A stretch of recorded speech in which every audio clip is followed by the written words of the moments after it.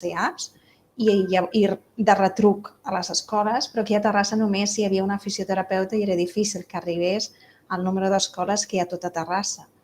Per tant, em repeteixo, moltes gràcies, Vanessa, per pensar en donar-nos aquest espai per poder presentar i donar unes pinzellades petites del que podem fer i fem a les escoles. I el segon és donar les gràcies a tots vosaltres, els que esteu participant, perquè després d'una llarga jornada laboral a les escoles esteu aquí fent conciliació familiar, connectant-vos i continuant. I llavors això és un gran què i diu molt de vosaltres i ho agraïm molt, molt, molt que estigueu aquí a aquesta formació.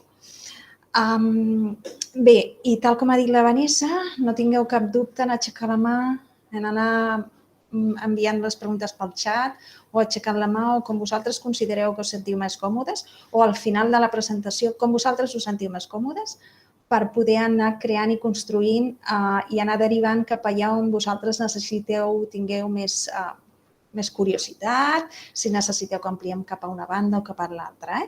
En teoria serà una presentació de trets generals. Bé, a veure, següent. Ara la Núria ens farà una presentació de tot el que anirem veient durant aquesta hora i mitja.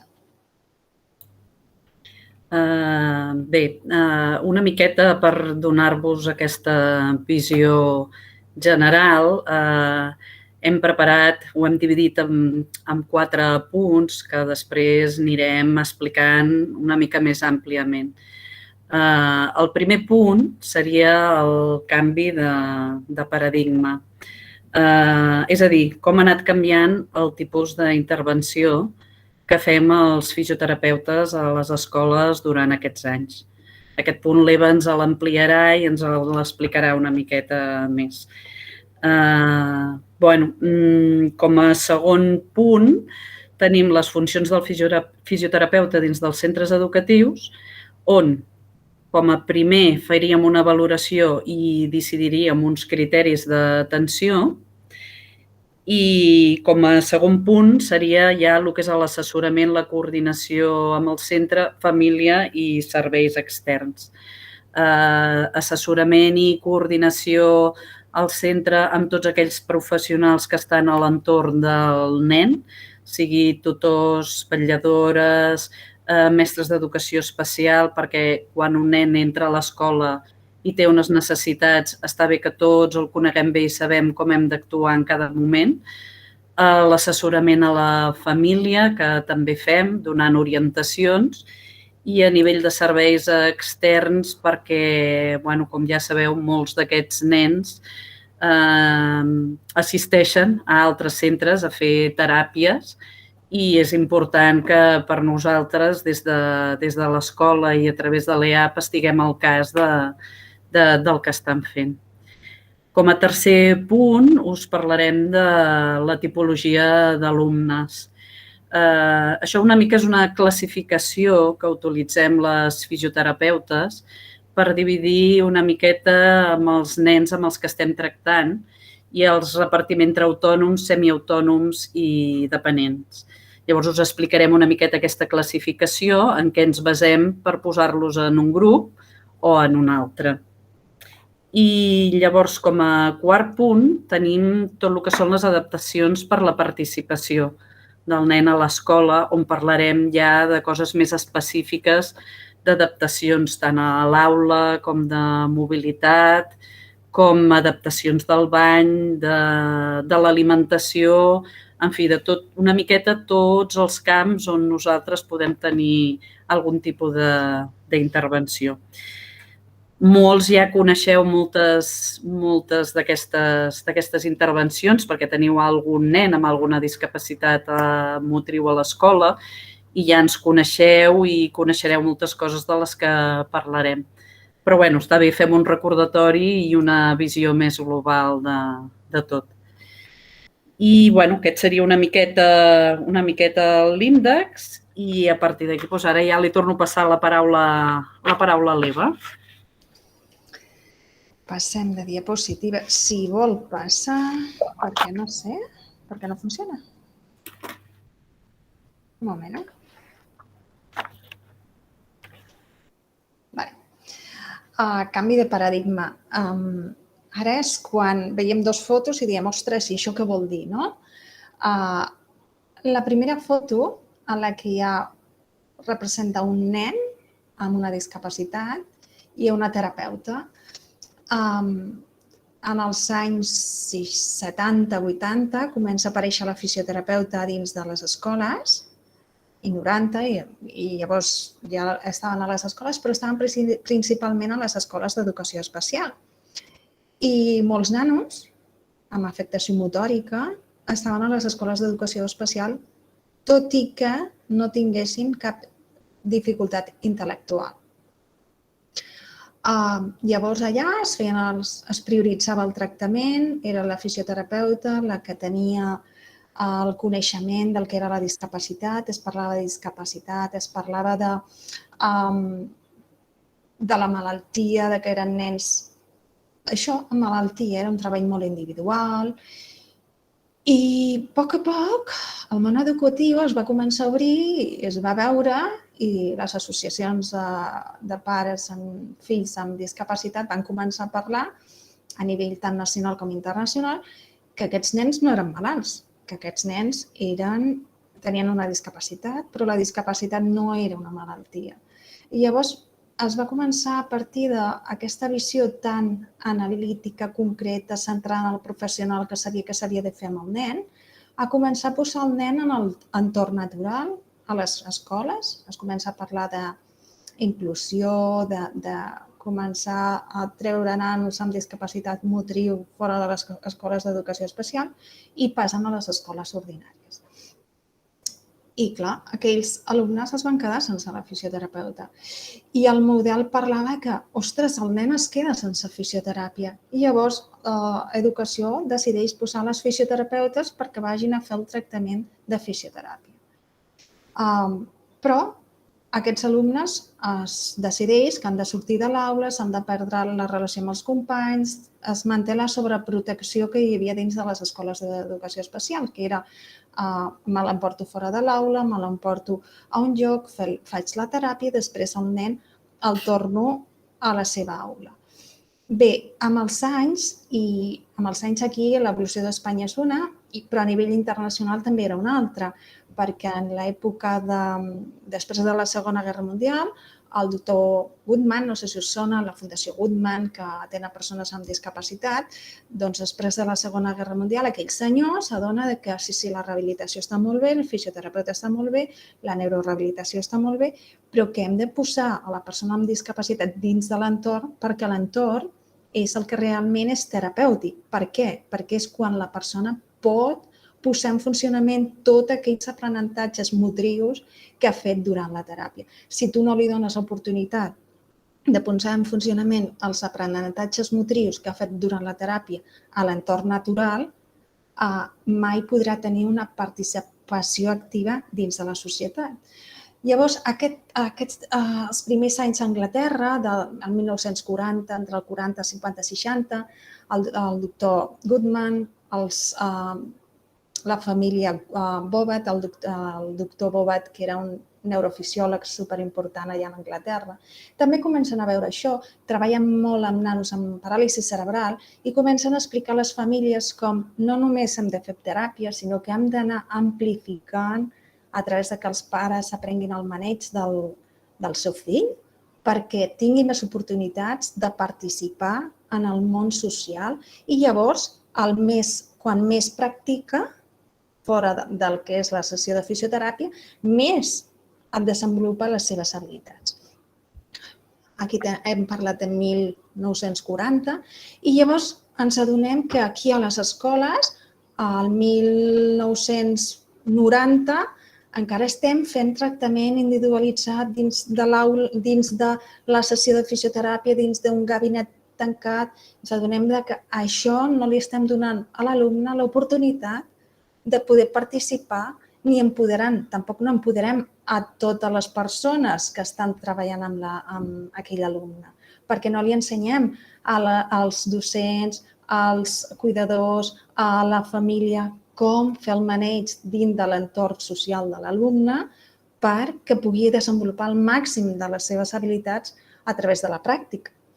En aquell moment, cap allà al 2010 o 2012, el departament fa el canvi i diu no, anem a posar tots els fisioterapeutes dins dels CEAPs perquè puguin arribar als centres educatius i puguin tenir aquesta funció, com veieu en aquesta segona foto, de venir als centres.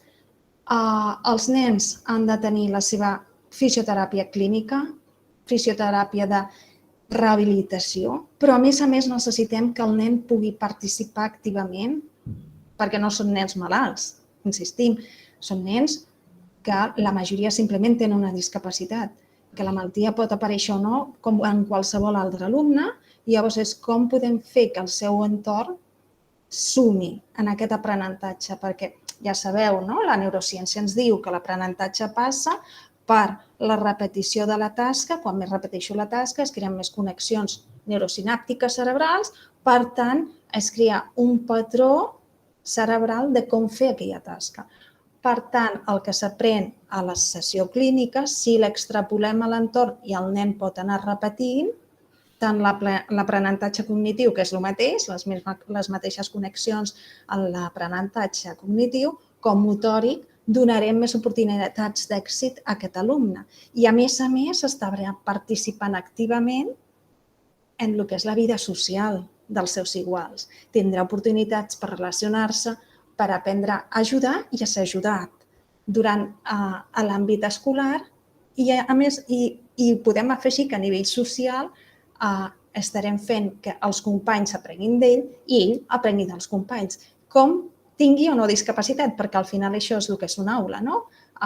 Uns ajuden els altres. L'altre dia parlàvem en una escola i em deien no, és que treballem amb l'autoajuda entre ells. Quan un acaba una tasca, va i ajuda els altres companys. Doncs a nivell dels nostres alumnes motrius busquem el mateix, el poder aconseguir aquest punt de que el nostre alumne motriu pot ajudar en algun tema, però després un altre company li pot ajudar a pujar la cadira en una rampa que ell no se'n surt. I aquest va ser el punt de canvi de paradigma, de dir, sortim de les sales de fisioteràpia per anar a l'entorn, per capacitar primer a l'alumne i capacitar l'entorn per entendre i poder ajudar a créixer i aprendre aquest alumne a fer altres habilitats que és capaç de desenvolupar, però que no té possibilitat de practicar, perquè si no el tenim en un món social no podria practicar-ho, perquè antigament, ja sabeu, aquí a Espanya, als anys 40, nanos amb discapacitat estaven a casa, sense possibilitat de sortir i sense possibilitat a vegades d'escolaritzar-se segons on vivien. I això era el que volíem presentar una miqueta en relació al canvi de paradigma. Passo la paraula a la Núria. No, a la Marta. Perdó.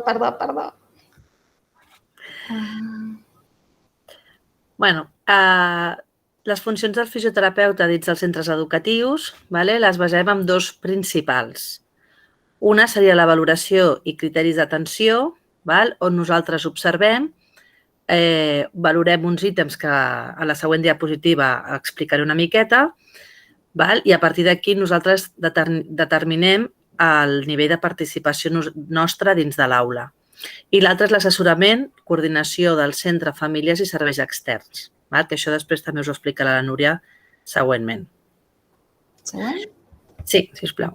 Llavors, l'atenció del fisioterapeuta amb els alumnes amb discapacitat motriu o afectació de la motricitat global i o fina, fent una valoració motriu per establir una periodicitat seguint els criteris d'atenció de fisioteràpia. Què significa això? Nosaltres, les fisioterapeutes, tenim una pauta de criteris amb un número d'ítems que valoren la sedestació, la capacitat manipulativa, el desplaçament, les transferències, és a dir, els canvis posturals, com passar d'assegut a de peu a assegut, si es pot estirar, si es pot aixecar. També valorem l'autonomia en les activitats de la vida diària, com és el vestir-se, la higiene personal, l'alimentació. I també valorem matèries escolars, com pot ser la psicomotricitat infantil o l'educació física a primària. Valorem també les dificultats que poden presentar visual i plàstica o a música i dansa. És important tenir en compte la participació a l'hora de l'esbarjo, a les sortides escolars i a les colònies. Tenir-ho present i poder-ho anticipar perquè els nens puguin participar igual que la resta dels companys. I valorem també si fan o no extraescolars, perquè molts dels nostres nens també els hi faria falta fer extraescolars deportives. Llavors també podem assessorar i orientar cap a quina extraescolar és la més adient als nostres alumnes i cap a on poden anar. I amb totes aquestes respostes que tenim d'aquest qüestionari que fem, passem al full dels resultats i amb la suma total ens orienta més o menys de la periodicitat que tenim nosaltres, els fisios, amb els alumnes. En tots aquests àmbits. És important que valorem no la discapacitat, sinó la participació. Això és molt important. Nosaltres el que busquem és que el nen pugui participar al màxim de totes les accions que fan la resta dels companys. I llavors, a partir d'aquí tenim una orientació, però a vegades passa que tenim un nen molt afectat en una escola, que aquesta escola ja és molt inclusiva, que té diferents alumnes amb discapacitat i que ja està molt posada en aquest tema. Llavors, diguem que estan com ja reeducats i que ja saben com atendre aquest nano. Llavors, potser la nostra funció serà menor que en un altre centre on hi hagi un nen menys greu, un semiautònom o un autònom, però que potser és la primera vegada que tenen un nen amb una discapacitat motriu i que no saben com entomar-ho. Llavors, potser la nostra orientació aquí serà molt més intensa, encara que el nen sigui més lleu. O sigui que el nostre qüestionari ens orienta del grau de participació de cada alumne, però després també nosaltres tenim en compte quina és l'escola on està escolaritzat, la formació que tenen els mestres i les necessitats que pot tenir l'escola. Nosaltres treballem pels nens, però també per l'escola. I ja està, podem passar. La següent funció us l'explica la Núria.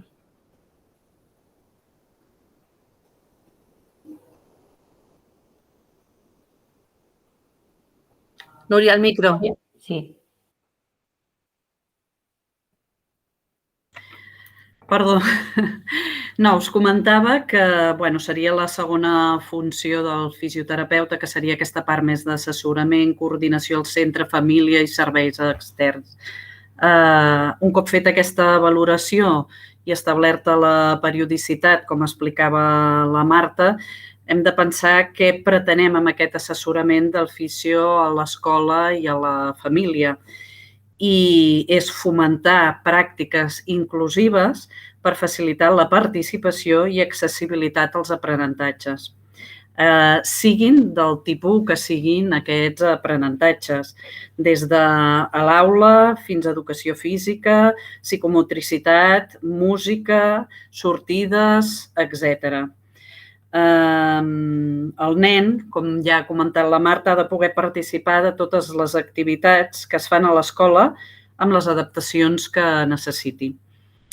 Sempre fem tot aquest treball en coordinació amb els altres professionals de l'EAP, que en aquest cas serien els psicopedagogs, que sempre que nosaltres atenem un nen, ells també tenen una intervenció, i en altres casos ens podem trobar també que necessitem que hi hagi una intervenció del treballador social. Com facilitarem aquesta participació i accessibilitat? Amb mesures de posicionament, facilitant la mobilitat del nen, facilitant la motricitat fina, etc. Llavors, molts dels nostres nens sí que ens trobem que tenen un pla individualitzat i moltes vegades necessiten fer adaptacions metodològiques. Llavors, en aquests casos, el fisioterapeuta pot col·laborar amb l'elaboració d'aquest PI. I li passo la paraula a l'Eva.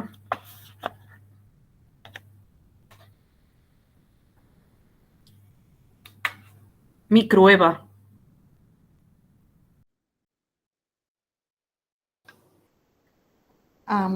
Bé, I ara parlarem de les coordinacions. Coordinacions que a vegades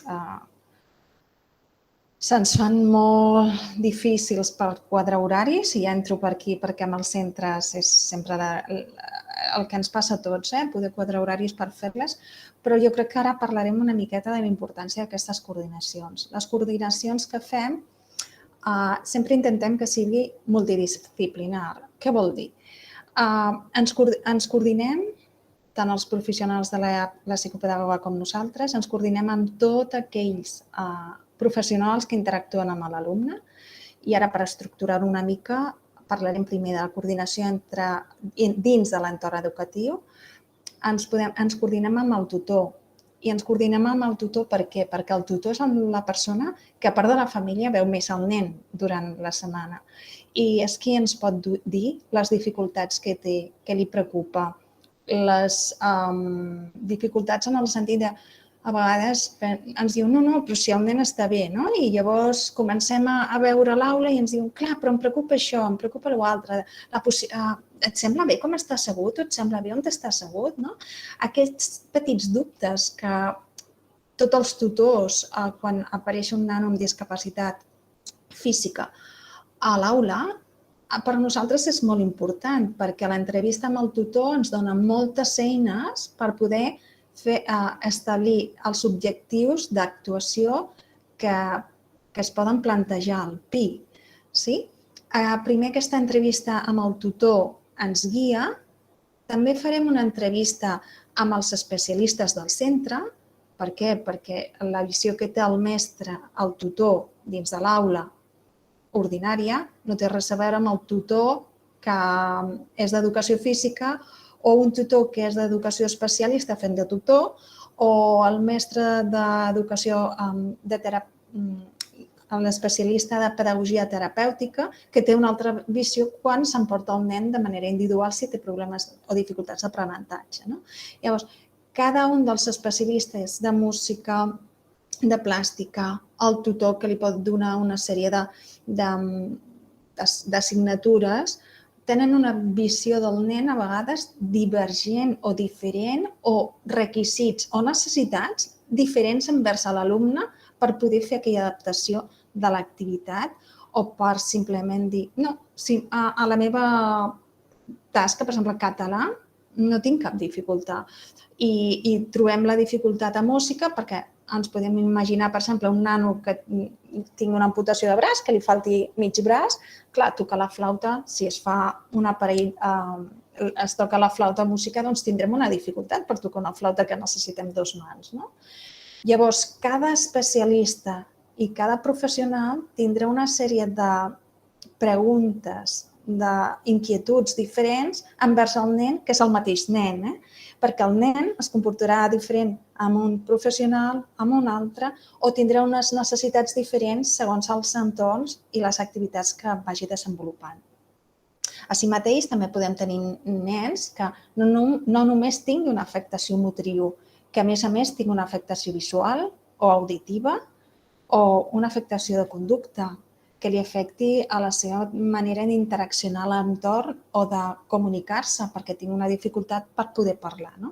Llavors, fem aquesta coordinació amb aquests professionals més externs, però que són també d'escola, com és el CREDB, el CREDA, el CREDIC i l'OTAC, per poder anar posant i agafant diferents peces d'un puzzle que hem de construir entre tots junts per veure com aconseguir que aquest nen, amb totes les aportacions de cada un de nosaltres, pugui tenir el màxim d'èxit, de participació i d'aprenentatge dins de l'entorn educatiu. Per una altra banda, tenim alumnes que no només estan atesos per aquests professionals dins de l'escola. Tenim alumnes que estan atesos per altres especialistes fora del centre educatiu, com pot ser quan són petitets, que estan a P3, P4 i van al CERIAP. Llavors, el poder anar complementant la informació dels diferents entorns, el metge rehabilitador, el traumatòleg, el neuropediatre, el pediatre, l'ortopeda, ens permet anar complementant cada una de les seccions que poden ajudar-nos a tenir una visió molt global de l'alumne per donar una millor resposta a la nostra actuació. Per exemple, l'altre dia en una escola estàvem parlant d'una nena que tenia una hemiparèsia i ens van explicar un petit desmai que va tenir. Llavors, ens vam poder coordinar amb el neuropediatre, li vam dir, hi havia una problemàtica de comunicació idiomàtica i la metgessa no s'entenia amb la família. Al poder-nos coordinar s'ha detectat molt ràpid que realment hi havia una epilèpsia, hi ha una coordinació amb el centre, amb la família, i llavors tothom està preparat per si això passa.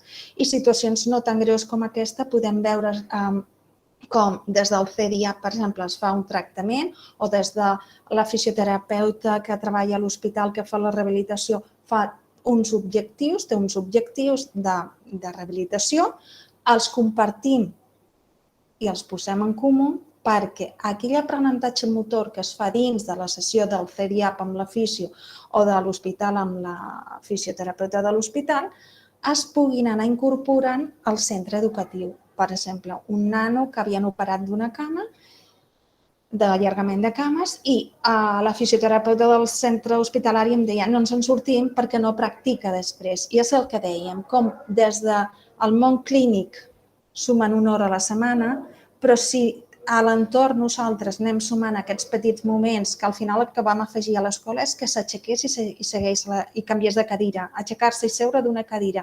Amb això vam afavorir la potenciació de la musculatura, una cosa tan simple, però això ja estava fent molts minuts més de rehabilitació, activant molt més la musculatura per aconseguir que aquest nano en 4 mesos pogués tenir una marxa molt més efectiva perquè no la tenia. Llavors, totes aquestes informacions de coordinació que anem fent entre tots, i la més important és la família, perquè ens dona la imatge del nen dins de l'entorn casa, que moltes vegades no té res a veure amb el nen que veiem a l'escola, i altres vegades sí, no? Però vosaltres com a mestres teniu molt clar que a vegades els pares us expliquen coses que és com què m'estàs dient del nen? Doncs els nens que tenen discapacitat motòrica també a vegades fan coses a l'escola que no fan a casa i llavors has de fer aquesta transferència d'aprenentatge. Per exemple, me'n recordo un nen que va començar a caminar a tercer de primària, va començar a caminar dins de l'escola, a fer passeig i llavors jo li anàvem explicant a la família i s'ho creia un poc en el deien sí. Llavors vam enviar el vídeo i la mare va venir va trucar gairebé plorant dient ostres, no m'ho creia, el meu fill camina. Són d'aquestes situacions que aquesta coordinació propera entre tots els professionals que estan al voltant del nen ajuden a crear aquest puzzle d'una imatge gran on el nen està al centre i podem des dels diferents entorns acompanyar a que tingui el màxim d'oportunitats de practicar allò que si anés només una hora a fisio no estaria practicant ni tenint aquell èxit i aquella generalització de l'aprenentatge als diferents entorns naturals del nen. Passem a la següent diapositiva. Alguna pregunta fins a aquest punt? Anem bé? Si ningú diu res vol dir que sí. Núria. Doncs jo us parlaré de la tipologia d'alumnes, que és el que us he comentat abans al principi, que és una mica una classificació que ens serveix a nosaltres per saber una miqueta les capacitats que pot tenir cada nano. Segons aquesta tipologia, podem fer-nos una idea dels suports que possiblement necessitarà aquell nen. També és important saber que això no és una cosa fixa, aquesta classificació, que ens podem trobar amb un nen que en un moment determinat sigui autònom i per evolució de la seva malaltia sigui després semiautònom i pugui acabar sent dependent. O inclús al revés, vull dir, algun nano que en un moment donat està en una situació que el classificaríem com a semiautònom, un nen que, per exemple, hagin operat i en un moment donat tingui una necessitat de més suport, però un cop està operat i comença a ser més funcional, torna a passar a ser autònom. Us ho dic perquè és una classificació una mica flexible, no? Que sobre la marxa les fisioterapeutes, segons l'evolució del nen, també l'anem adaptant, no?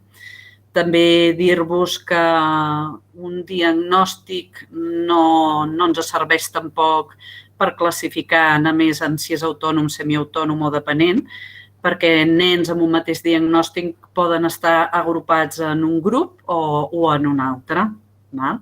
Llavors, quins grups tindríem? Tindríem els nens autònoms, que amb adaptacions arquitectòniques, és a dir, un espai sense barreres arquitectòniques i amb uns ajuts tècnics adequats, la seva mobilitat és funcional. O sigui, són nens que normalment necessiten de poc suport. Per exemple, podria ser un nen amb una paràlisi braquial o un nen que té una hipotonia lleu, un nen amb una hemiparèsia lleu també podria estar en aquest grup. Hi ha molts exemples, jo només us en dic algun perquè us feu una miqueta la idea. El segon grup, que seria semiautònoms, sí que amb les mesures arquitectòniques que no tinguem aquestes barreres, seran nens que necessiten ja algun tipus de suport amb el que és, a més que res, higiene, vestit, anar al vàter, alimentació. O sigui, poden ser nens que sí que es desplacen amb algun suport, cadira de rodes, caminador, però no són capaços de fer-ho tot per ells mateixos. I aquests hem de pensar que necessitarem més ajudes. Per últim, tindríem els dependents, que sí que aquests són, clar, els nanos que tenem que estan realment més greus, que tot i haver-hi aquests ajuts tècnics i que no hi hagi barreres arquitectòniques, necessiten pràcticament suport per tot, tant pels desplaçaments com canvis de posició, transferències, etc. I a nivell de també tot el que és la motricitat fina, possiblement necessitaran ajudes per escriure o fins i tot molts nanos necessitaran del suport d'un ordinador i a l'hora de menjar, treure's la roba o fins i tot arribar-se a mocar. Una altra cosa que és important tenir en compte és que molts dels nens que tenim són dependents de diferents dispositius, com poden ser sondes urinàries, sondes nasogàstriques, botors gàstrics, i que, a més, tenen associades altres patologies, com poden ser crisis, absències, o estan prenent algunes medicacions que a vegades coincideix que s'han de donar amb l'horari que el nen està a l'escola.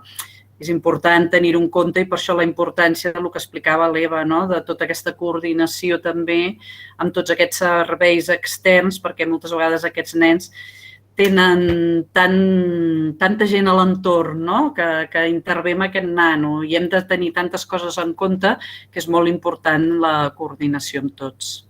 D'acord? I em sembla que et passo la paraula a tu, no, Eva? Si no hi ha cap pregunta. Vale, doncs ara anem a l'aula. Jo us presento aquesta nena.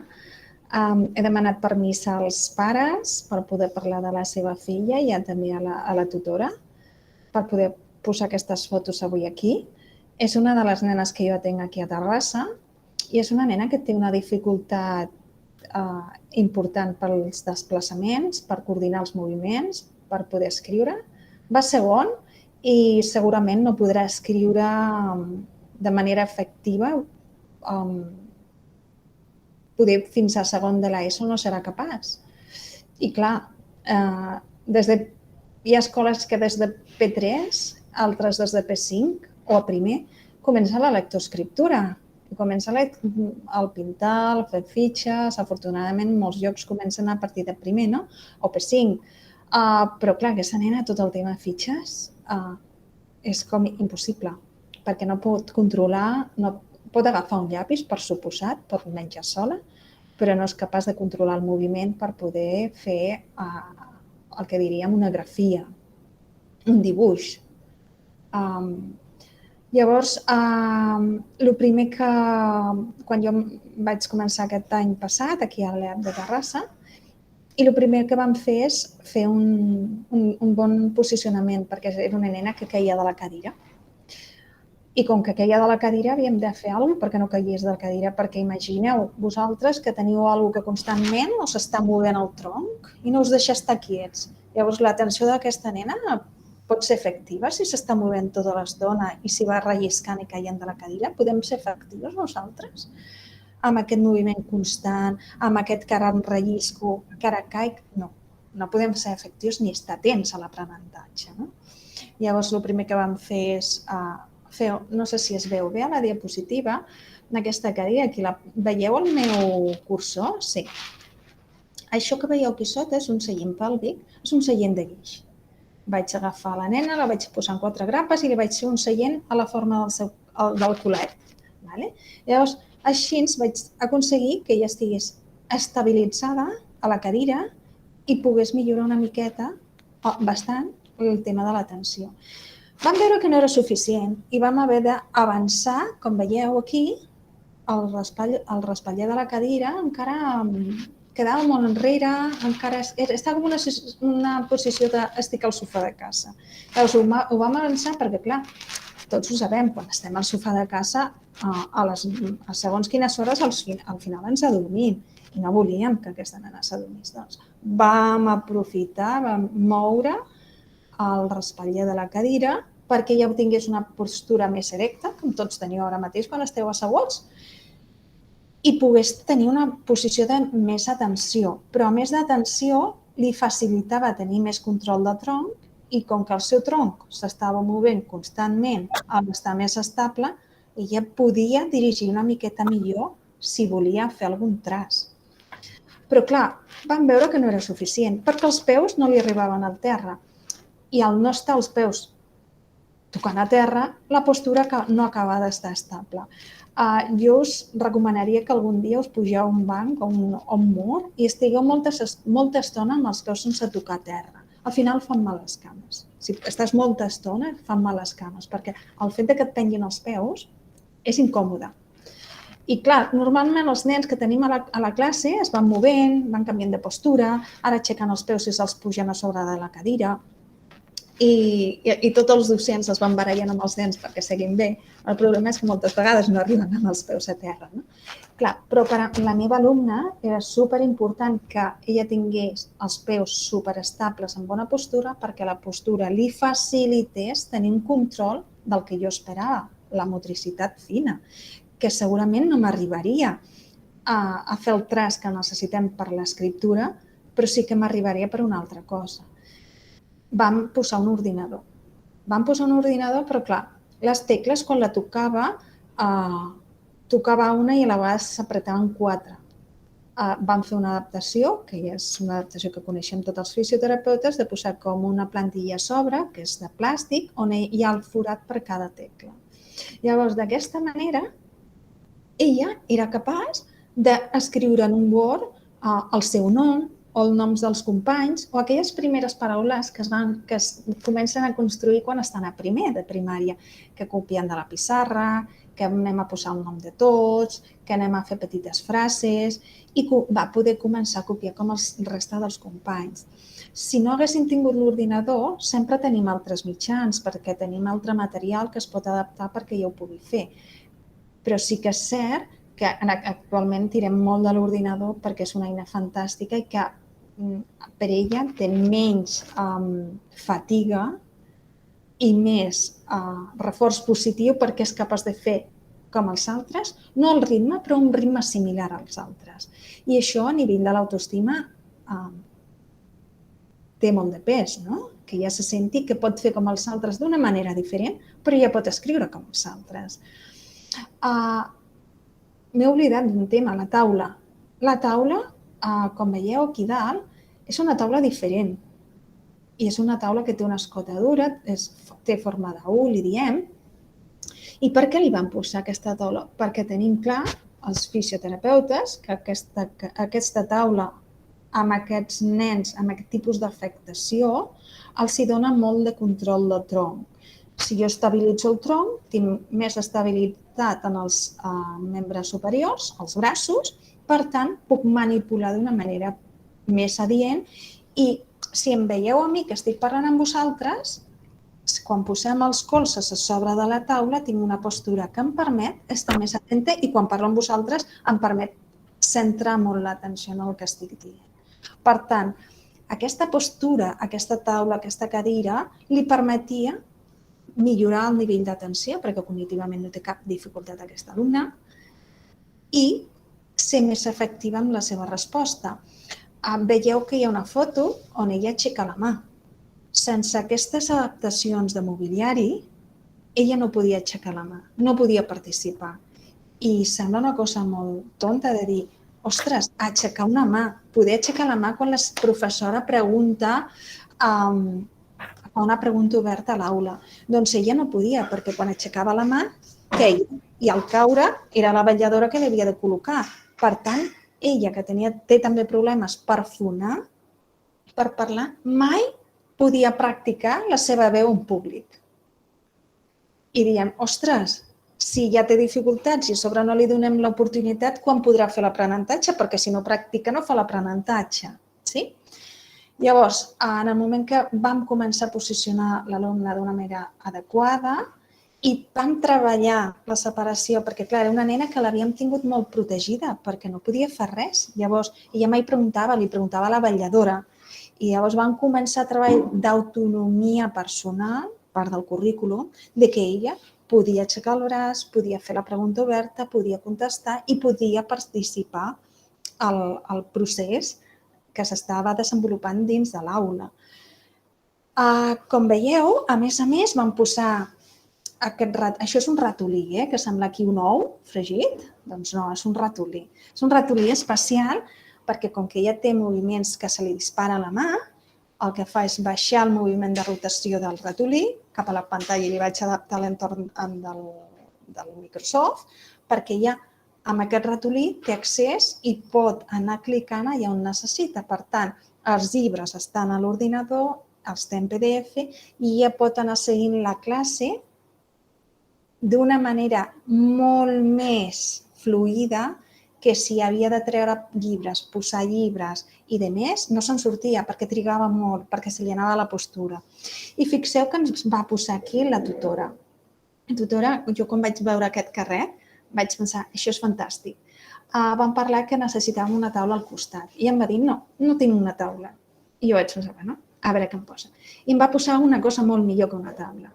Per això deies, quan parlàvem en l'altra diapositiva de la importància de crear un puzzle, jo a vegades dono les idees, però qui les broda, qui les fa meravelloses, sou les mestres que estan al voltant de l'alumne, que el viuen cada dia i és, vale, aquesta és la idea d'inici i com podem millorar. I llavors aquesta tutora em va dir, mira, en comptes de posar una taula, et poso aquest carret, que té 3 prestatges i a cada prestatge la nena té un tipus de material segons el utilitza més o menys. A dalt té el teclat, l'ordinador i posa la carpeta de quan arriba.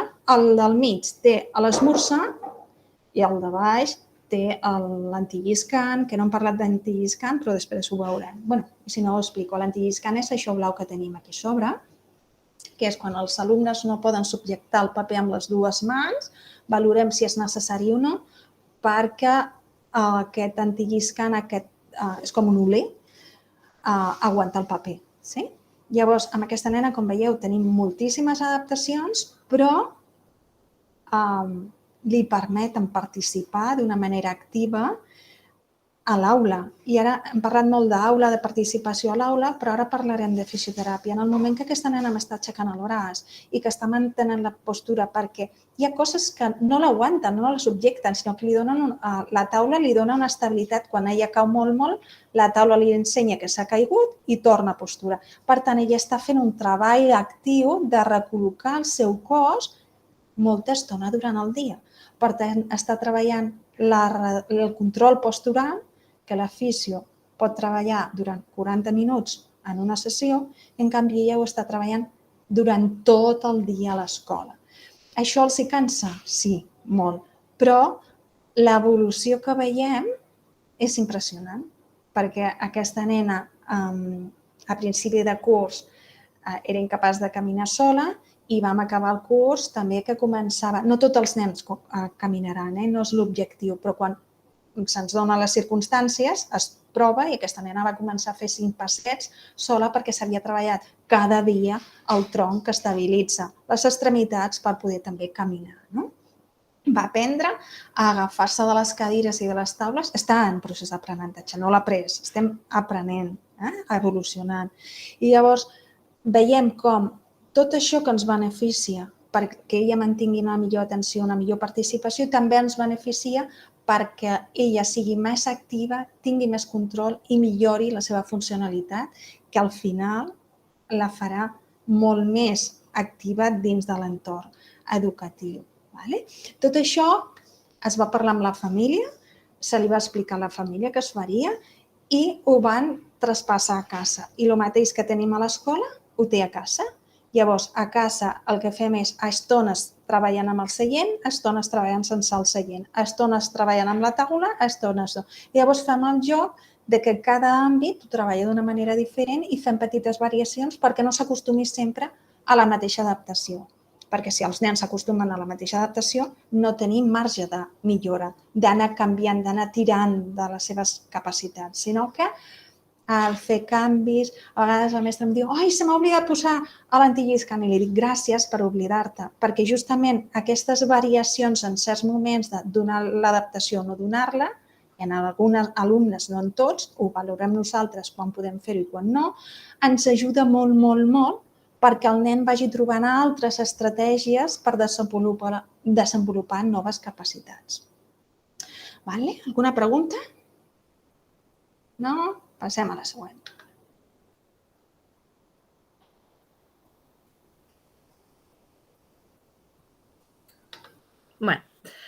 Us explicaré una miqueta els diferents materials i adaptacions per la mobilitat. El que està clar és que és molt important que l'alumne es pugui desplaçar de manera autònoma per poder accedir a l'entorn, poder participar conjuntament amb la resta de companys i millorar la seva relació. Hi haurà nens que no podran caminar mai, però llavors això no vol dir que no es puguin desplaçar. Ells poden tenir una cadira de rodes que podran portar de manera autopropulsable, és a dir, que la portaran amb la força dels seus braços, o bé haurà de ser elèctrica, que ells portaran amb un comandament. El que sí que és molt, molt important és això, que sigui autònom, que no hagi de dependre de que ningú el porti i que hagi d'anar dient vull anar aquí o vull anar allà, que ell pugui anar com vulgui. Els nens que sí que presenten marxa, hi ha alguns que necessiten un petit recolzament. Llavors tenim diferents caminadors. N'hi ha alguns que es porten cap endavant, que podríem dir que són els caminadors de les iaies, que tothom coneix, però n'hi ha uns altres que es posen al darrere, que aquests són més desconeguts i alguna vegada quan arriben a les escoles, quan els coneixen i els hi volen posar primer els alumnes abans que arribin les físies, a vegades els hi posen al revés i els nens diuen no, que va al darrere. I alguns alumnes i algunes mestres diuen com que al darrere? Però que pots caure. I ell, que no, que jo m'agafo i no caic. Però algunes mestres no ho acaben de veure clar. Llavors, sí que és veritat que depenent de la malaltia, sinó de la dificultat que el tenen al caminar, necessitarà més un suport anterior o posterior. Llavors, vosaltres escolteu el nen, que ell us indicarà i podreu posar-li el caminador de manera correcta. Alguns caminadors, aquí es veu una miqueta en el de dalt a la dreta, porten com unes calces, que en diem, que és perquè si el nen pot claudicar de tant en tant, que a vegades li fallen les cames, pugui tenir una subjecció. Llavors, normalment partim de nanos que porten moltes proteccions i a mesura que van evolucionant, aquestes subjeccions es van retirant o no, depenent de l'evolució del nen. Comencem sempre segons les necessitats, llavors es mantenen o es van retirant i ell comença a fer una marxa més activa. Com veieu aquí, hi ha diferents tipus. N'hi ha un, la fotografia que hi ha a baix a l'esquerra, és un caminador amb moltíssimes adaptacions. llàstima que no es pot ampliar massa, però no porta una calça, sinó que porta com un seient, tipus bici, i està agafat també de la cintura, dels braços, però ell, amb petits moviments de les cames, pot anar-se desplaçant. Després passaríem al caminador aquest que porta la calça i l'altre nano ja va sense la calça, només porta el caminador. També hem de parlar de les famoses fèrules, perquè la gent, quan escolta les fèrules, es posa les mans al cap i diu «Ai, fèrules, i això ho he de treure i ho he de posar». Les fèrules són com una espècie de mitjó, però que són de termoplàstic, i n'hi ha de diferents tipus. Aquest és el que està més llarg, que arriba fins al terç proximal de la cama, però n'hi ha alguns que només arriben al turmell. En principi, les mestres no les han de posar ni treure, a no ser que el nen es mulli o alguna cosa i sigui necessari treure i netejar. Però, és com un mitjó, és simplement posar el peu ben enrere cap al taló i després posar les cinces de velcro i ja està. D'acord? Que no mosseguen les fèrules. Però, us les presento perquè moltes mestres no les coneixen i quan senten a parlar i què és això de les fèrules? Doncs aquí teniu una mostra de les fèrules. Llavors, i fins aquí, de moment, teniu algun dubte sobre mobilitat, sobre adaptacions? Doncs passem al següent. Adaptacions de posicionament. Tots els nens han d'estar ben asseguts, poden estar de peu i necessiten cadascú les seves adaptacions. Llavors, el que veieu a la primera fotografia, a mà esquerra, és un bipedestador. El bipedestador ens ajuda a poder posar el nen de peu per facilitar-li que ell tingui aquesta consciència corporal de poder estar en la vertical, perquè molts dels nostres nens sempre estan asseguts o estirats a terra, o estirats amb una màrfega o al llit. Llavors, és important que ells també coneguin que poden estar de peu. Jo, els bipedestadors que tinc a les escoles, els recomano que l'utilitzin cada dia, però que no l'utilitzin per tenir-lo en un racó mentre estan fent classe, sinó que li puguin donar un ús participatiu.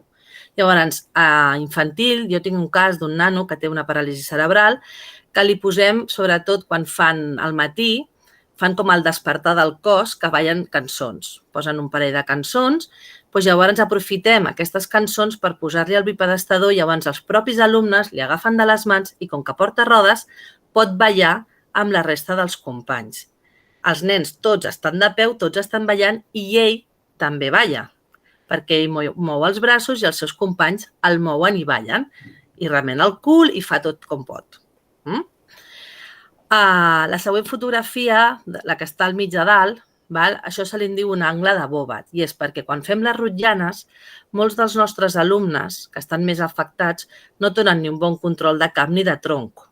Llavors, normalment el que feien era sentar-se a la seva cadira de rodes i estaven fora del context de la rotllana. Què aconseguim amb aquest material? Doncs que pugui estar sentat a terra, igual que la resta. Té una forma d'angle més o menys així, no sé si es veu una miqueta. Té un cinturó que el subjecta i, a més, pot tenir aquesta taula que també li fa una subjecció del tronc.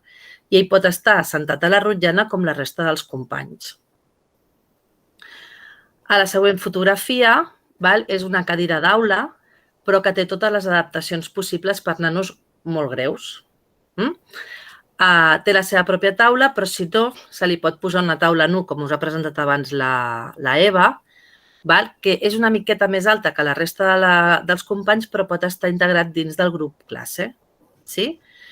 Aquí els hi controla el tronc, el cap, poden recolzar els braços i així ens poden tenir tota l'atenció a el que s'està dient a l'aula i no han d'estar pendents de si se li cau el cap, si se li cau el tronc, si m'he de recol·locar.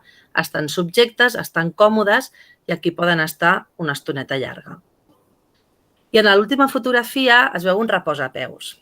Aquí, jo sempre a les escoles que porto i que parlo amb els tutors, sempre mirem el nostre alumne, no? però moltes vegades li dic, mira't la classe. Quants alumnes no els hi toquen els peus al terra? N'hi ha molts. O quants toquen amb els genolls a la taula, perquè són dos torres que sembla que siguin del cicle següent. Llavors, moltes vegades dic, per què en lloc de posar-li a aquest alumne el reposapeus, que el necessita, sí, li posarem, però per què no fem una valoració de dir, doncs vinga, va, si no podem canviar el mobiliari perquè direcció ens posa les mans al cap i ens diu que aquí no es canvia res de taules ni cadires, de dir, per què no fem un taller de reposapeus?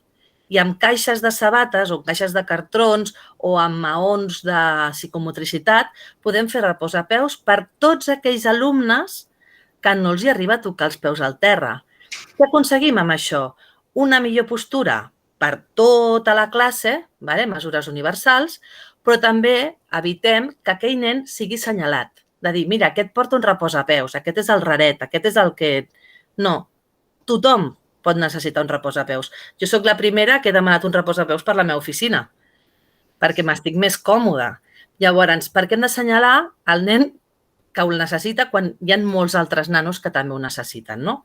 Llavors, és una reflexió que faig perquè les mestres ho tinguin en compte també, de dir, no només li farem el reposapeus amb ell, sinó que podem fer un taller de plàstica, de visual i plàstica, amb tota la classe i fer reposapeus per a aquells nens que ho necessiten. Amb altres escoles que els hi han tancat alguna línia i tenen excedent de taules i cadires, sí que he aconseguit que es pugui valorar fer un remix de taules i de cadires a la mida. Llavors, alumnes que necessitaven un reposapeus i un coixí perquè la cadira era enorme per la mida d'aquella nena, doncs hem aconseguit que, com que hi havia altres nens i nens més baixets, que en una mateixa aula hi hagi taules de cicle superior, de cicle mitjà i de cicle inicial. Totes barrejades? Sí. Que es veu una mica de desordre perquè en un mateix grup de 4 taules n'hi ha una de gran i 2 de baixetes i una mitjana. I què? Però tots estan ben asseguts i tots estan integrats dins de l'aula, que al cap i a la fi és el que és més important. Passem? I ja podem passar.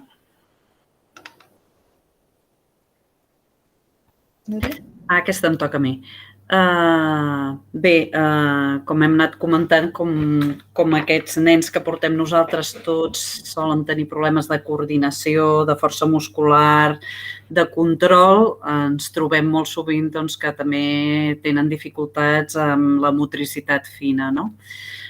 Llavors, molt important, com ha dit l'Eva, fer totes les adaptacions que necessiti a l'aula, de cadira, de taula, i quan tenim realment això ben fet, és el moment que ens hem de posar més a valorar aquesta motricitat fina. Però primer de tot, una bona postura en què el nen realment estigui estable, estigui ben assegut i pugui tenir un bon control.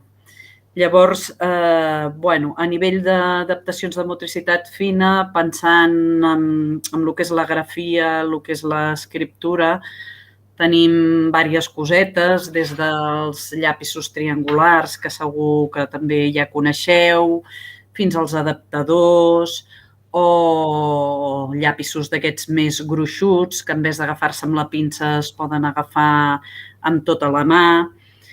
I en cas de que cap d'aquestes coses a la llarga sigui lo suficientment efectiva, sempre ens podem plantejar el demanar un ordinador per acabar facilitant-li a aquest nen l'escriptura. Altres coses que podem necessitar d'adaptar de motricitat fina, per exemple, les tisores. Aquí a la foto veieu uns exemples d'algunes tisores d'obertura automàtica, d'obertura entre 2 persones, que poden facilitar el que pugui retallar. També a vegades utilitzem el Dicem, que us n'ha parlat abans l'Eva, que és aquest material antilliscant, que ens serveix per diverses coses, però una és per posar-lo sota el paper quan estan escrivint o pintant i que no hagin d'estar pendents d'aquell paper que es va movent i que ells no poden subjectar, i ens ajuda a tenir el paper quiet sobre la taula, amb la qual cosa ens ajuda que a nivell de motricitat fina pugui estar més tranquil a l'hora d'escriure. També pot necessitar ajuda d'algun suport per subjectar alguns objectes o per manipular diferents materials, com per exemple la plàstica, els pinzells, els colors, altres tipus de materials que s'han de manipular molt, o a música, que ja havia sortit abans una mica el tema, no? A vegades a música ens trobem que per tocar la flauta o tocar algun instrument hi ha nens que és molt complicat, podem intentar fer alguna adaptació, però a vegades no ens queda cap més remei que potser fer un canvi d'instrument i valorar-lo amb un altre instrument. També a nivell de motricitat fina, la part de vestir i desvestir és important, perquè tot el que són cremalleres, botons, tot això ens trobem que a vegades també és difícil i els hi hem de facilitar d'alguna manera. A vegades pot ser senzillament amb uns velcros o amb una veta posada a la cremallera per acabar d'ajudar a obrir, en fi, diferents coses. I després, a nivell de menjador i el lavabo, també ens trobem que necessitem adaptar coses perquè puguin tenir aquesta autonomia a l'hora de menjar o anar al lavabo. Aquí no especificaré gaire més perquè més endavant tenim unes transparències on parlarem d'això i us parlaran d'algun material del que podem utilitzar. Vale? Doncs, tal com ha introduït la Núria, sí, també tenim o no necessitem adaptacions a l'UVC. Fem la valoració conjuntament amb la tutora, amb la vetlladora i decidim quina és la millor opció, no pel tipus de discapacitat que té l'alumne, sinó per la seva funcionalitat, perquè el que valorem sempre és com el nen és capaç de desenvolupar les seves capacitats, no les seves mancances. Aquest és el canvi de mirada. No mirem en el que no pot fer, és què puc aconseguir perquè pugui desenvolupar-se al màxim. Llavors, al lavabo podeu veure que tenim des de cadires super sofisticades per a alumnes totalment dependents, però també a vegades tenim èpoques que necessiten aquestes cadires tan adaptades i èpoques que no necessitaran una cadira tan adaptada, simplement petites adaptacions a l'UVC, ja sigui només una barana, ja sigui un alçador o diferents seients a l'UVC per controlar de menys a més el tronc, si és que no estabilitza el tronc. L'UVC, tal com ha comentat la Núria, ha donat les pinzellades, és un moment que ens permet treballar molt la motricitat fina dels alumnes, perquè tot el que és, i l'autonomia, perquè si parlem d'un nen molt dependent que sabem que tindrà greus dificultats per ser autònom en l'autonomia de desvestir-se, de baixar-se els pantalons i tal, es poden treballar altres autonomies que són molt importants. Ensenyar l'alumne a com demanar l'ajuda, a com sigui el tutor que vagi a fer l'ajuda, sigui la vetlladora Maria, la vetlladora Marta, sigui qui sigui qui vagi a fer-li l'acompanyament a l'UVC, ell sigui capaç d'explicar què necessita, com ho necessita i en quin moment ho necessita. Per tant, l'autonomia no és només per als nostres alumnes amb gran dependència, no és només que ho puguin fer, perquè no ho podran fer, sinó l'autonomia passa perquè ell sigui capaç d'expressar i dir què necessita en cada moment. En els alumnes, com definia la Núria, els semidependents, en aquests són els que tenim aquell punt que els nens han de saber explicar, dir què necessita i com ho necessita, i nosaltres treballarem al costat de la persona que acompanya l'UVC per veure fins on pot arribar les seves capacitats per fer aquesta activitat de manera autònoma, o en quin moment necessita ajuda o en quin moment no necessita ajuda. Perquè si li fem tot, tornem un altre cop al mateix. No hi ha aprenentatge. Per tant, nosaltres, com a fisioterapeutes, fem la valoració.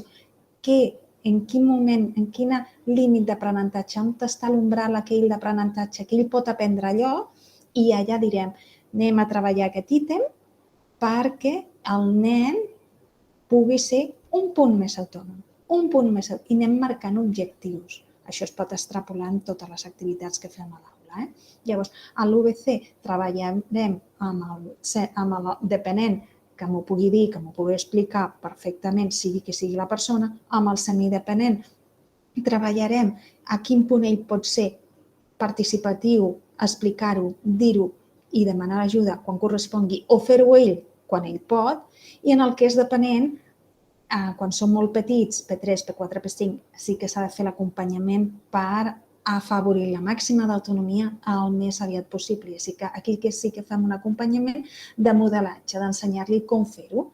En el cas que necessiti modelatge, fem modelatge, li ensenyem com fer-ho. En el cas que només necessiti explicació o seguretat o presència nostra, i a vegades a P3 diem, bueno, el primer trimestre, segon, potser sí que hem d'acompanyar, però després hem d'anar deixant. Aquest procés que sabeu també fer els professors que esteu a les escoles, de treballar l'autonomia, que si és capaç, vinga, anem a separar-nos perquè el nen aprengui a fer-ho.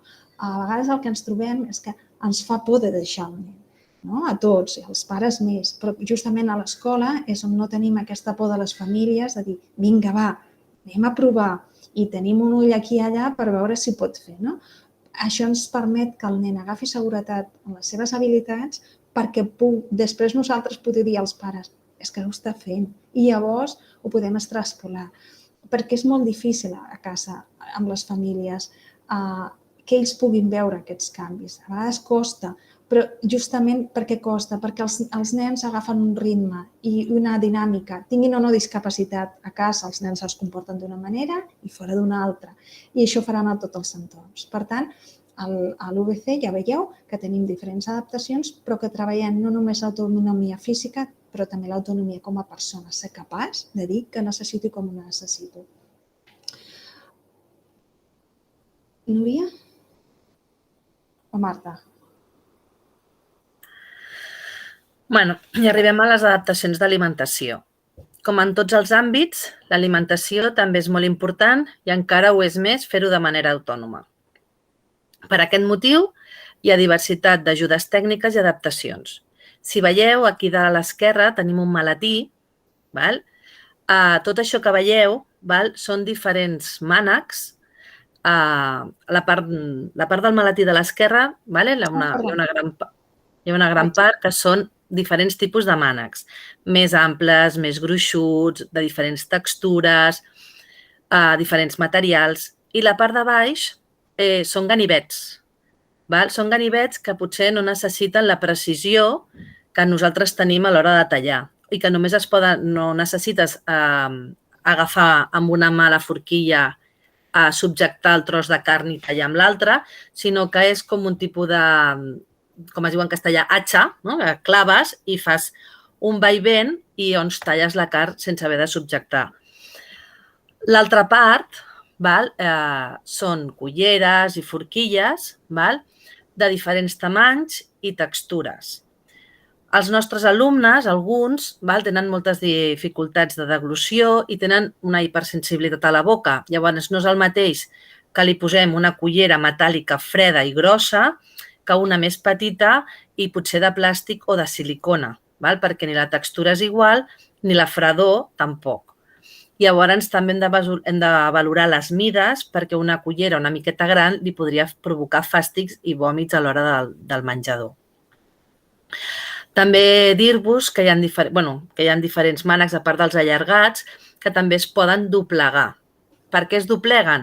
Doncs perquè hi ha nanos que tenen dificultats a l'hora de girar el canell, el que es diu la pronosupinació, llavors només amb la flexoextensió del colze poden portar la forquilla o la cullera a la boca. L'altra fotografia que teniu aquí baix a l'esquerra és un altre tipus d'empunyadura de forquilla, on s'agafa com si fos un segell i es clava cap a baix. Llavors ja passem a lo que són els plats. Aquí he posat dos tipus, que són els plats que ja es compren adaptats, que el que tenen és una paret més alta, perquè alumnes que només poden fer servir una mà, a vegades l'aliment els hi rellisca i no el poden agafar. Llavors, si tu tens una paret una mica més alta, el portes cap al fons del plat, puges i llavors ja queda el tros que vols agafar dintre la cullera, perquè hi ha alguns alumnes que no poden punxar. Llavors, si no tenim aquests plats, també hi ha unes adaptacions que es poden posar amb els plats ordinaris, que és aquest que està assenyalant ara el cursor, que també això tot es compra a les ortopèdies. I després també tenim els gots. Aquest got del forat, aquest forat és pel nas, perquè són per nens o inclús persones grans que no poden fer una extensió del cap per apurar l'aigua que hi ha en el got, llavors fiquen allà el nas i sense moure el cap poden apurar tot el líquid que hi hagi dins. I l'altre és un exemple que he posat, però de gots hi ha de molts tipus, amb molts tipus d'agafadors. Llavors és valorar quina és la necessitat que té el nostre alumne i valorar quin és el got més adient per ell, per evitar això que a l'hora de posar-lo a la taula caigui, aquest veieu que té com un reforç per augmentar la base de sustentació i que el nen a l'hora de posar-lo a taula no li caigui. Hi haurà d'altres que necessitaran 2 agafadors perquè li serà més precís a l'hora de portar-lo a la boca. N'hi ha de molts models. Hem posat aquí unes pinzellades simplement perquè sapigueu que en l'àmbit a l'hora del menjador se li pot també facilitar la feina als nostres alumnes. Barreres arquitectòniques. Normalment, quan pensem en les barreres arquitectòniques, el primer que pensem és en l'accés a l'escola, el fet que no hi hagi escales o que si hi ha escales potser hi hagin branes, hi hagin rampes, tinguem ascensors. Però, a part del que és l'accés a l'escola, és important que valorem també tota la mobilitat per dins de l'escola, perquè a vegades ens trobem que per entrar a l'escola no tenim barreres arquitectòniques, però després a dins l'escola per accedir d'una aula a una altra tenim algun esglaó o un parell d'esglaons i això fa que un nano amb una cadira de rodes, per exemple, ja no pugui passar, no? Llavors, és important valorar els trasllats a dins de l'escola amb els canvis d'aula, si van a música, si van a educació física, si van al menjador i, molt important, també la sortida al pati. Dins del pati també valorarem que no hi hagi barreres perquè el nen es pugui desplaçar per dins del pati. Per exemple, a vegades et trobes en patis que hi ha molta sorra i els nens amb cadira de rodes s'hi queden clavats. Vull dir que és important, si saps que hi haurà d'haver-hi un nano amb aquesta cadira de rodes, buscar una part del pati que estigui enrajolada o buscar la manera de que no hi hagi aquella sorra. I, de fet, pensant en la sorra, amb els més petitons d'infantil, també és important pensar si té un accés al sorral, que sol haver-hi al sorral, i moltes vegades ens trobem que aquests nens nostres potser no s'ha pensat en això i és difícil aquest accés. També està bé pensar a l'hora del pati amb el que són les estructures de joc, com poden ser tobogans i gronxadors, que moltes vegades, tot i complir la normativa, no estan realment pensats pels nens que tenen una discapacitat motriu i a vegades serà necessari o adaptar-los o pensar en posar algun tipus de joc infantil que sigui accessible en aquests nens. O a vegades també el que fem les fisios és adaptar un petit espai del pati, per nanos que els és més difícil tota la mobilitat i potser el fet de ficar una mica de jardí, que aquests nanos puguin cuidar aquest jardí, o un petit espai amb algun joc de taula per aquests nanos que no es poden moure, pot ajudar que ells també gaudeixin. En principi, aquí acabaria una mica la presentació. Sí que us volíem comentar que a part de tota aquesta part tan pràctica, que és la que més ens agrada a nosaltres, les fisios, tenim també una part molt administrativa de també haver de fer informes NESE, suports complementaris, que també ajudem a les psicopedagogues de l'EAP. Aquesta part ja no us l'explicarem perquè no ens agrada gaire, ens agrada més tot el que hem estat explicant fins ara. I ens queda un petit temps per fer pregs i preguntes, a veure si hi ha alguna cosa que contestar. Si no, per endavant, dir-vos que moltes gràcies per la vostra atenció, la paciència que heu tingut, i si dona temps al final passarem un vídeo i si no respondrem les preguntes que hi hagin i acabarem aquí.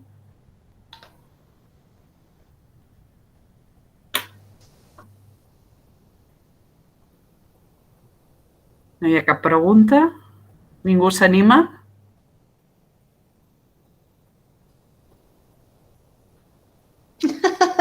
Ah, mira, algú que ja coneix el vídeo. Anem pel vídeo, oi que sí? I pleguem aviat. És una miqueta llarg, em sap greu. A mi m'agradaria que pleguéssim d'hora. Qui vulgui ja marxar... No tot molt bé explicat. Sí, per això jo deia per acabar l'hora i respectar els horaris, que és important perquè tots ara tenim coses a fer a casa. Doncs va, li dono el vídeo. Gràcies pels comentaris. Li dono el vídeo qui vulgui anar marxant. Vanessa, si has de tancar, dir alguna cosa. Afegir alguna cosa. No, agrair-vos que us heu preparat la sessió, que sé que quan us vaig demanar suport us va quedar així, però de seguida pam, i jo crec que és important visibilitzar tot el que treballem i amb qui treballem. Ja està. Gràcies, noies. Gràcies pels comentaris, noies. De moment vaig posant el vídeo. A veure si funciona i a veure si s'escolta. Moltes gràcies a totes.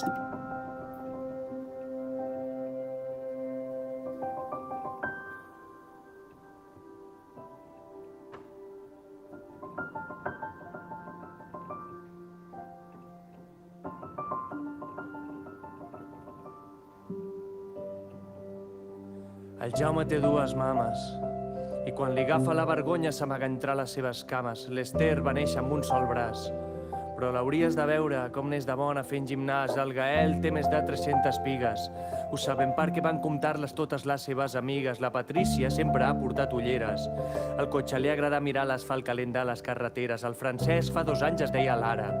Van estar 4 mesos decidint el nom amb la seva mare. La Valentina fa futbol i és la Pichichi, però no està pas inquiet esperant que algun gran equip la fitxi. El Mohan té un trastorn de l'espectre autista. Li poses un tema de xiula i es torna el rei de la pista. La Jessica està enamorada de la Ruth i li escriu en un paper el més bonic que se li acut. L'Oriol, quan parla, a vegades tartamudeja i té unes expressions tan ocorrents que a mi em provoca un pèl d'enveja. La Yasmina és la més alta de la classe. Ens mira tots des d'allà dalt i pregunta hola, què hace? El Patrick té 2 papes. És tan xerraire que no calla ni cosint la boca en grapes. La Berta es mou pel món amb cadira de rodes. No vegis com flipava a primera fila en el concert dels Jonas Brothers. La mirada poc centrada, que és la primera vegada que em mires tan fix. Podríem ser el Samuel viu en un centre residencial. Li estan muntant a l'habitació una nau especial. La Maria no pot menjar gluten. Li encanta tocar la farina i nota que les mans s'embruten. El José viu amb la seva iaia l'Oli. Diumenge van acabar els 2 vermells quan van tornar d'un holi. La Carmina ens parla amb les mans i ha aconseguit que al pati no es molestin ni petits ni grans. El Biel té síndrome de Down. Mou les caderes com aquell cantant que no coneix James Brown. La Judit confon el vermell i el verd. És molt bona trobant el seu hàmster quan es perd. El Macià cada divendres fa dansa. Si sona bona música, el tio mai es cansa. L'Ona va tenir un càncer en un os prop del maluc i ara ten una pulsera, diu jo ajudo tant com puc. El Yusuf té el fèmur de titani i és tan valent que va creuar en barca tot el Mediterrani. La Nayeli necessita moure's quan és a l'aula i mira quins dibuixos més currats que té a la taula. Al Pons li agrada jugar amb nines. Fa diàlegs molt més guais que amb les patrulles canines. La Clara arriba als llocs tot xino-xano i ara estic feliç que sigui ella qui toqui el piano. La mirada poc centrada, que és la primera vegada que em pugen formigues. Podríem ser amigues.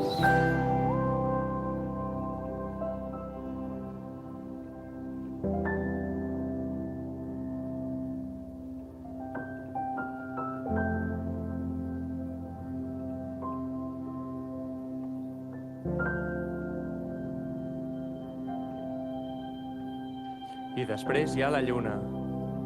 El regalet que no esperàvem i que ens va venir tot d'una, amb una mutació genètica que de manera frenètica ens ha canviat la vida d'una forma bastant poètica. A la meva ninona, que li falta l'equilibri, però que amb la mà ens acarona i és genial que amb això vibri. I és que hi van haver dies que només veiem tragèdies, se'ns anava omplint la casa de joguines i ortopèdia i amb això vas fent, vas tancant ferida, que segueix coent. Però és que això és la vida, i et pot semblar que amb la vida haurem generat un deute, però és que també en tenim un altre, que ara és fisioterapeuta i l'aixa baixa fins a la lluna, que té atrofiat el cerebel, però que ens està donant més llum. Mireu amunt, que la lluna del cel. La mirada poc centrada, que és la primera vegada que et penso escrita. T'estimo, petita. La mirada poc centrada, que és la primera vegada que et penso escrita. T'estimo, petita.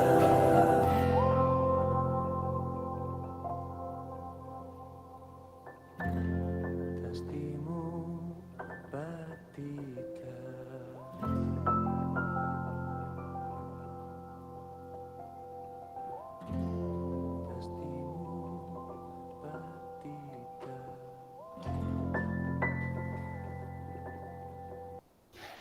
Ho deixem aquí.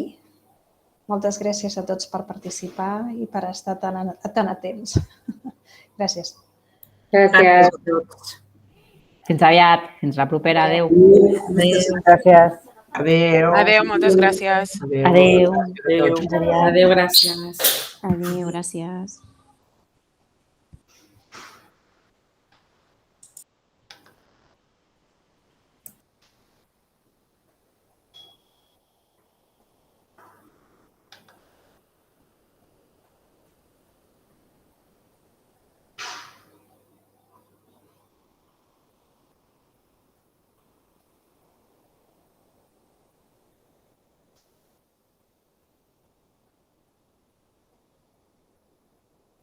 Ens queda algú per aquí?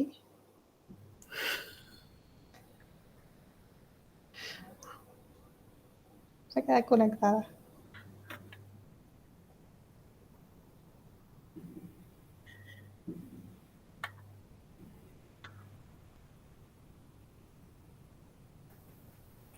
Clar, no, és que no sé... Com a organitzadora, para la gravació, si vols. Pots